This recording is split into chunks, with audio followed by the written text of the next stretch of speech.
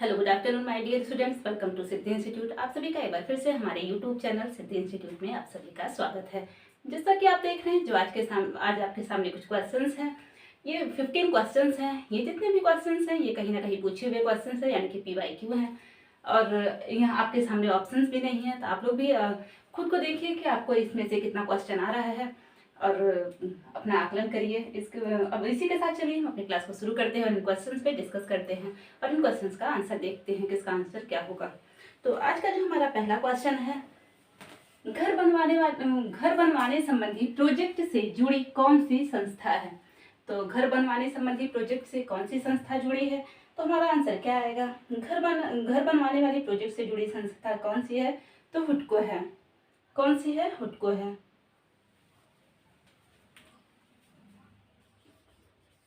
हुडको।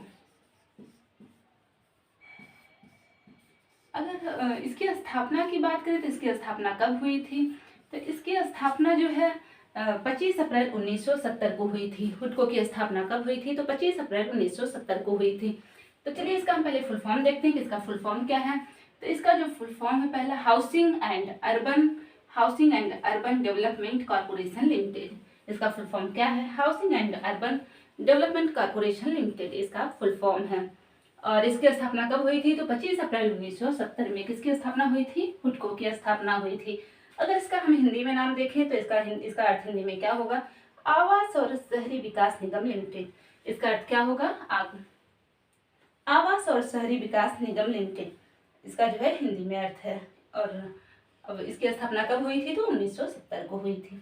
अब जो हमारा नेक्स्ट क्वेश्चन है, मानसिक आय का संबंध मुख्य रूप से होता है। तो मानसिक आय का संबंध मुख्य रूप से होता है, किससे होता है? तो हमारा आंसर क्या आएगा? संतोष से। किससे होता है? मानसिक आय का संबंध जो है संतोष से होता है।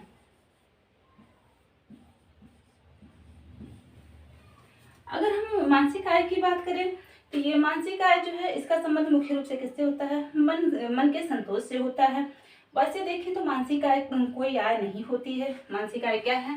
मानसिक आय जो है कोई आय नहीं होती है, बल्कि यह अंतर मन का सुख होता है। क्या होता है? हमारे मन का सुख होता है। जब हम पैसा खर्च करके कोई सामान खरीदते हैं और उनके उपयोग के पश्चात जो हमें संतुष्टि और तृप्ति मिलती है, जो अगर हम कोई सामान खरीदते हैं और उसका उपयोग करते हैं और उसके पश्चात जो हमें संतुष्टि और तृप्ति मिलती है हमारे मन को, वही क्या है? वही जो है संतोष है। तो मानसिक आय का संबंध किससे है? संतोष से है। अब जो हमारा नेक्स्ट क्वेश्चन है, उपभोक्ता संरक्षण अधिनियम कब पारित हुआ था।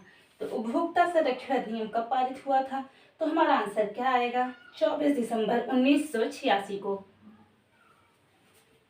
24 दिसंबर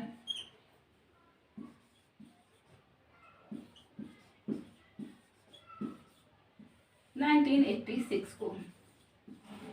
कब हुआ था? 24 दिसंबर 1986 को। तो उपभोक्ता संरक्षण अधिनियम कब पारित हुआ था? 24 दिसंबर 1986 को।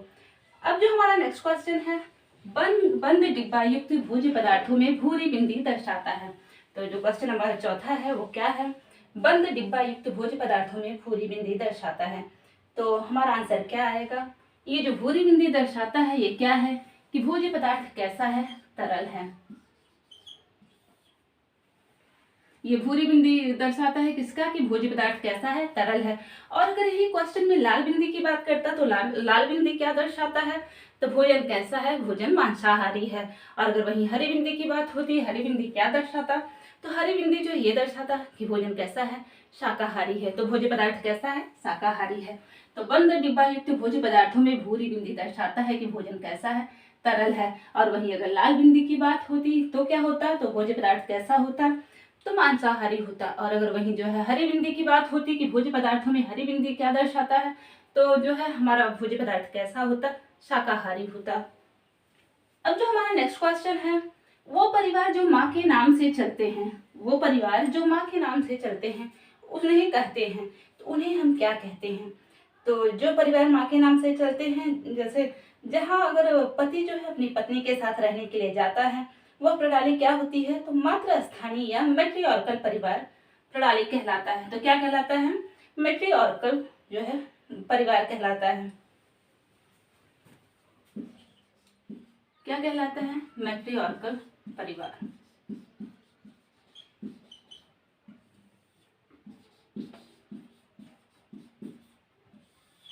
इसमें क्या होता है, इसमें पति जो है अपनी पत्नी और बच्चों के साथ क्या जो उसके साथ रहने के लिए जाता है तो वो परिवार क्या कहलाता है, मैट्रिआर्कल परिवार कहलाता है। अब जो हमारा नेक्स्ट क्वेश्चन है जो है धन कैसा साधन है। तो धन कैसा साधन है, तो पहले तो हम साधनों की बात करते हैं कि पारिवारिक साधनों को हम मुख्य रूप से कितने भागों में बांटते हैं। तो पारिवारिक साधनों को हम मुख्य रूप से कितने भागों में बांटते हैं, तो साधनों को हम जो है 2 रूपों में देखते हैं। वैसे तो हालांकि अलग अलग विद्वानों ने अलग अलग मत दिए हैं, लेकिन जो मेन है उसको हम देखते हैं कौन से हैं। तो पारिवारिक साधनों को हम 2 भागों में बांटते हैं। कौन कौन से हैं, पहला मानवीय है, दूसरा अमानवीय है। कौन कौन से, मानवीय तथा दूसरा अमानवीय। अब मानवीय साधन के अंतर्गत कौन से साधन आते हैं, तो मानवीय साधन अगर हम सिंपल भाषा में समझे तो वो क्या होता है, वो हमारे मन के अंदर ही निहित होता है। क्या होता है, हमारे मन के अंदर ही निहित होता है, और जो है जिसे हम ना छू सके, ना देख सके, और ना इसे कोई चुरा सकता है, तो क्या कहलाता है, वो मानवीय साधन कहलाता है। जैसे क्या आता है, हमारा ज्ञान हुआ, अभिवृत्ति हुई, रुचि हुई, और हमारी इच्छाएं हुई, ये सब किसके अंदर, ज्ञान हुआ, शक्ति हुई, ये सब किसके अंतर्गत आता है, तो ये जो है मानवीय साधन के अंतर्गत आता है। और अगर हम अमानवीय साधन की बात करें तो अमानवीय साधन के अंतर्गत क्या आता है, तो जो है इसके अंतर्गत अगर हम देखें तो जिसे हम चुरा सके, जिसे हम जो है जिसे चुरा सके, जिसे छू सके, जिसे सूंघ सके, और ये सब क्या है, ये सब अमानवीय साधन के अंतर्गत आते हैं। जैसे जो है अमानवीय साधन के अंतर्गत क्या आता है, जैसे धन हुआ, सामुदायिक सुविधाएं हुई, ये सब किसके अंतर्गत आता है, तो ये सब जो है अमानवीय साधन के अंतर्गत आता है। अब अगर हम यही समय को देखें तो जो है ये निकी लेवंग डार्सी ने तथा ग्रासमैन कैंडल ने समय को क्या माना है, तो निकी लेवंग डार्सी ने समय को क्या माना है, तो इन्होंने समय को अमानवीय माना है। निकी लेवंग डार्सी ने समय को क्या माना है, अमानवीय माना है। अगर वहीं हम जो है ग्रासमैन कैंडल की बात करें तो उन्होंने समय को क्या माना है, उन्होंने समय को मानवीय साधन माना है। तो जो है समय को हम दोनों के अंतर्गत रखते हैं। और ये किस विद्वान के अंतर्गत पूछा जा रहा है, इसको भी आप देख लीजिएगा। अगर जैसा भी क्वेश्चन रहे, ये किस विद्वान के अंतर्गत पूछा जा रहा है, किस ग्रासमैन कैंडल के अनुसार पूछा जा रहा है। ये क्वेश्चन कई बार पूछा जाता है कि ग्रासमैन कैंडल के अनुसार समय कौन सा साधन है, तो कौन सा साधन है, तो समय जो है ये मानवीय साधन है। और अगर वहीं निकी लेवंग डार्सी के अनुसार पूछा जाए तो निकी लेवंग डार्सी के अनुसार समय क्या है, तो समय जो है अमानवीय साधन है। तो हमारा क्वेश्चन क्या है, धन कैसा साधन है, तो आई होप आपको समझ में आ गया होगा। धन कैसा साधन है, तो धन अमानवीय साधन है, क्योंकि धन को हम क्या कर सकते हैं, इसको छू भी सकते हैं, इसको चुरा भी सकते हैं, तो ये सब क्या है, तो ये अमानवीय साधन के अंतर्गत आएगा।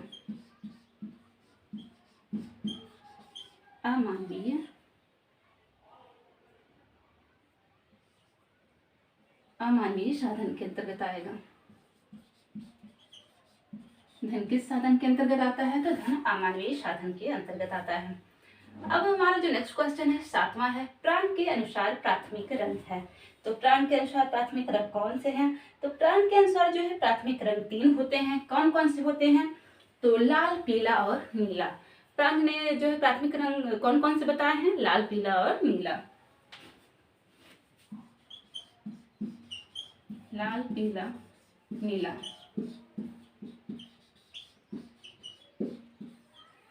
प्राण ने प्राथमिक रंग कौन कौन से बताए हैं, लाल, पीला और नीला। और एक क्वेश्चन यहाँ से बार बार पूछा जाता है कि प्राण के अनुसार सबसे गर्म रंग किसे बताया गया है।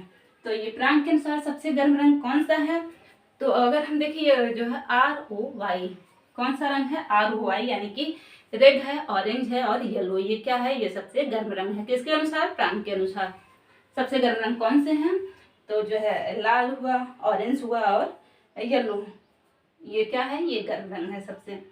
अब जो हमारा नेक्स्ट क्वेश्चन है, वह संसाधन जो वातावरण में उपस्थित है किंतु प्रयोग नहीं किए गए, वो क्या कहलाते हैं। तो वह संसाधन जो वातावरण में उपस्थित है किंतु उसका अभी तक प्रयोग या उपयोग नहीं किया गया है, तो वे संसाधन क्या कहलाते हैं। तो हमारा आंसर क्या आएगा, वे संसाधन जो है संभावित संसाधन कहलाते हैं। हमारा आंसर क्या आएगा, संभावित संसाधन। संभावित संसाधन।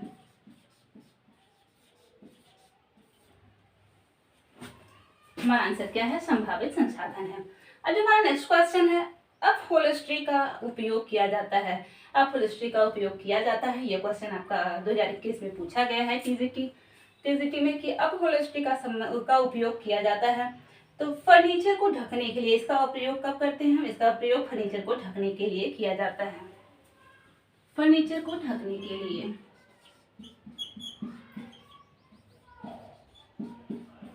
फर्नीचर को ढकने के लिए इसका प्रयोग किसके लिए किया जाता है? फर्नीचर को ढकने के लिए किया जाता है। अब जो हमारा नेक्स्ट क्वेश्चन है, SGPT संबंधित है। तो SGPT संबंधित किससे है? तो पहले तो हम इसका फुल फॉर्म देखते हैं। इसका फुल फॉर्म क्या है? सीरम ग्लूटामिक पायरुविक तथा transaminase, serum glutamic pyruvic transaminase. और ये किससे संबंधित है? तो हमारा आंसर क्या आएगा? लीवर से संबंधित है। अगर हम लीवर के वजन की बात करें, लीवर जो है क्या है? ये हमारे शरीर की सबसे बड़ी जो है ग्रंथि है। लीवर क्या है? ये हमारे शरीर की जो है सबसे बड़ी ग्रंथि है। और अगर इसके हम भार की बात करें तो इसका भार कितना है? तो इसका भार जो है 1.5 kg है। इसका भार कितना है?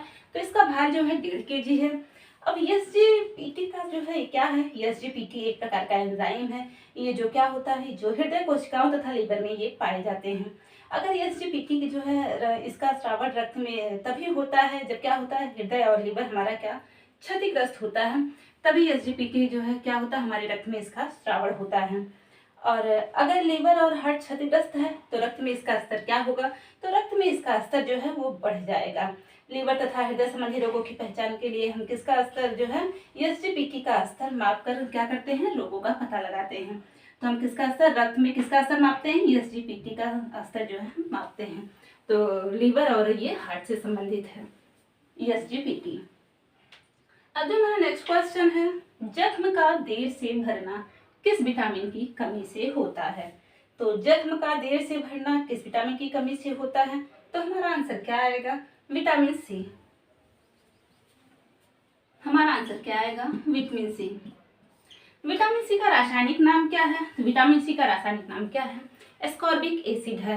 और विटामिन सी किसमें पाया जाता है? तो विटामिन सी जो है खट्टे फलों में पाया जाता है। किसमें पाया जाता है? विटामिन सी खट्टे फलों में पाया जाता है। और विटामिन सी की कमी से कौन सा रोग होता है? तो विटामिन सी की कमी से स्कर्वी नामक रोग होता है। और विटामिन सी की कमी से क्या होता है? जख्म जो है अगर कहीं चोट लग जाती है तो वो जल्दी नहीं भरता, उसको भरने में समय लगता है। तो जख्म का देर से भरना किस विटामिन की कमी से होता है? तो आंसर क्या है हमारा? Vitamin C. अब जो हमारा नेक्स्ट क्वेश्चन है, आबे रबा शबनम वक्ते हवा किसके प्रकार हैं? तो आबे रबा शबनम वक्ते हवा किसके प्रकार हैं? तो पहले तो हम देखते हैं कि आबे रबा का मतलब का क्या होता है, आबे रबा का अर्थ क्या है, शबनम का अर्थ क्या है, वक्ते हवा का क्या अर्थ है। तो आबे रबा का क्या अर्थ है? इसका अर्थ क्या है? बहता पानी। आबे रबा का अर्थ क्या है? बहता पानी। और वहीं अगर हम शबनम की बात करें तो क्या है? ओस की बूंदे या ओस के कण। और वक्ते हवा की बात करें तो वक्ते हवा का अर्थ क्या होता है? तो हवा से हल्का। इसका अर्थ क्या होता है? हवा से हल्का। आबे रबा का अर्थ क्या है? बहता पानी। शबनम का अर्थ क्या है? ओस के कण या ओस की बूंदे। और वक्ते हवा की बात करें तो इसका अर्थ क्या है? हवा से हल्का। तो ये तीनों किसके प्रकार हैं? तो ये तीनों जो है ढाका के मलमल के प्रकार हैं। किसके हैं? ढाका के मलमल के प्रकार हैं। किसके प्रकार हैं? ढाका के मलमल के प्रकार हैं। तो हमारा आंसर क्या आएगा? आबे रबा शबनम वक्ते हवा किसके प्रकार हैं? तो हमारा आंसर क्या है? ढाका के मलमल का। अब जो हमारा नेक्स्ट क्वेश्चन है, मदुरई तमिलनाडु में बाधनी को कहते हैं। तो मदुरई यानी मदुरई तमिलनाडु में है, तो उस वहाँ बाधनी को हम किस नाम से जानते हैं, यानी कि बाधनी को हम क्या कहते हैं? तो हमारा आंसर क्या होगा? सुनगढ़ी के नाम से जानते हैं। तमिलनाडु में हम बाधनी को किस नाम से जानते हैं? तो सुनगढ़ी के नाम से जानते हैं। किसके नाम से जानते हैं? सुनगढ़ी के नाम से जानते हैं। और ये एक दो क्वेश्चन और हैं जो इससे बाधनी से पूछे जाते हैं कि बाधनी जो है, बाधनी को हम जापान में किस नाम से जानते हैं? तो बाधनी को जो है हम जापान में किस नाम से जानते हैं? तो जापान में हम शिबोरी के नाम से जानते हैं। बाधनी को हम जापान में किस नाम से जानते हैं? तो शिबोरी के नाम से जानते हैं। और जो है अगर हम बाधनी की बात करें तो भारत में इसे किस नाम से जानते हैं? तो भारत में इसे बंदिश या लहरिया के नाम से जानते हैं। अगर जो है बाधनी को भारत में किस नाम से जानते हैं? तो बाधनी को भारत में हम बंदिश या लहरिया के नाम से जानते हैं। और अगर हम अन्य देशों की बात करें तो अन्य देशों में इसे जो है और किस नाम से जानते हैं? तो बाधनी को टाई एंड डाई के नाम से भी जानते हैं। अन्य देशों की बात करें तो बाटनी को किस नाम से जानते हैं, तो टाई यानी टाई के नाम से जानते हैं। आई होप आपको समझ में आ गया होगा उतना। अब जो हमारा नेक्स्ट क्वेश्चन है, अब भारत को भगवत गीता की आवश्यकता नहीं है, वरन फुटबॉल के मैदान की आवश्यकता है। यह स्टेटमेंट किसने दिया है? अब भारत को भगवत गीता की आवश्यकता नहीं है, वरन फुटबॉल के मैदान की आवश्यकता है। यह स्टेटमेंट किसका है? तो हमारा आंसर क्या होगा? स्वामी विवेकानंद का। हमारा आंसर क्या होगा? स्वामी विवेकानंद का।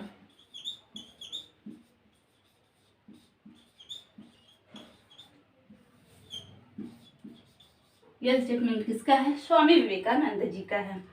अब जो हमारा नेक्स्ट क्वेश्चन है, 15 क्वेश्चन, एड्स की जानकारी किस वर्ष हुई थी? तो एड्स की जानकारी सबसे पहले किस सन में हुई थी और कहाँ ये जो है केस देखने को मिला था? तो हमारा आंसर क्या आएगा? 1981 में। और पहला केस देखने को कहाँ मिला था? तो ये जो है यूएसए में देखने को मिला था। तो एड्स जो है, एड्स की जानकारी हमें सबसे पहले जो है किस सन में हुई थी? तो 1981 में हुई थी। और जो है ये पहला केस कहाँ देखने को मिला? तो यूएसए में देखने को मिला। एक क्वेश्चन एड्स से और बार बार पूछा जाता है कि एड्स दिवस कब मनाया जाता है? तो हमारा आंसर क्या आएगा? 1 दिसंबर को। एड्स दिवस कब मनाते हैं? 1 दिसंबर को। और जो है अगर हम एड्स की फुल फॉर्म की बात करें तो एड्स का फुल फॉर्म क्या है? एक्वायर्ड इम्यूनो डिफिशियंसी सिंड्रोम है। क्या है? एक्वायर्ड इम्यून डिफिशियंसी सिंड्रोम, ये एड्स का फुल फॉर्म है। और ये किस वायरस के द्वारा फैलता है? तो ये HIV वायरस के द्वारा फैलने वाला रोग है। ये किसके द्वारा फैलता है? तो HIV वायरस के द्वारा ये फैलता है। और अगर हम HIV की बात करें तो HIV का फुल फॉर्म क्या है? ये इसका फुल फॉर्म क्या है? तो ह्यूमन जो है ह्यूमन इम्यूनो डिफिशियंसी सिंड्रोम, क्या है इसका? ह्यूमन इम्यूनो डिफिशियंसी वायरस के द्वारा ये फैलता है। तो HIV का फॉर्म क्या है? Human immuno deficiency virus. और ये क्या करता है? ये हमारे शरीर की जो प्रतिरक्षा प्रणाली है उसको कमजोर कर देता है, यानी कि नष्ट कर देता है। तो आपके सामने ये जो है 15 क्वेश्चंस थे, आज हमने इस पर डिस्कस किया। तो आज के लिए बस इतना ही। मिलते हैं अपने नेक्स्ट वीडियो में कुछ नए क्वेश्चंस के साथ। Thank you for watching this video.